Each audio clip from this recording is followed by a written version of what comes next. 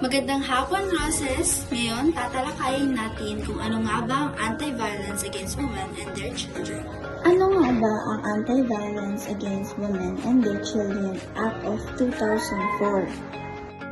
Ang Anti-Violence Against Women and Their Children Act of 2004 ay isang batas na nagsasaad ng mga karahasan laban sa kababaihan at sa kanilang mga anak.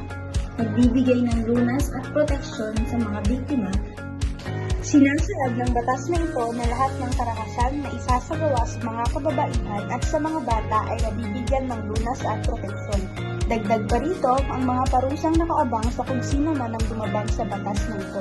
Sino-sino nga ba ang pwedeng mabigyan ng proteksyon ng batas? Ang nabibigyan ng proteksyon ng batas na ito ay ang mga kababaihan at ang kanilang mga anak.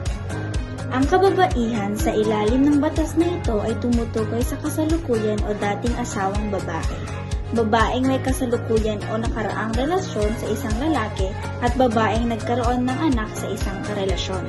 Ang mga anak naman ay tumutukoy sa mga anak ng babaeng inabuso, mga babae na wala pang 18 taong gulang, legitimo man o hindi, at mga anak na may edad na 18 taong gulang at pataas na wala pang kakayahang alagaan o ipagtanggol ng sarili. Kabilang na rin ang mga hindi tunay na anak ng isang babae ngunit nasa ilalim ng kanyang pangangalaga. Tara at panoorin ang video clip na ito. Babae ka, ma. Babae tayo. Tao tayo. Malakas tayo. Malakas ka.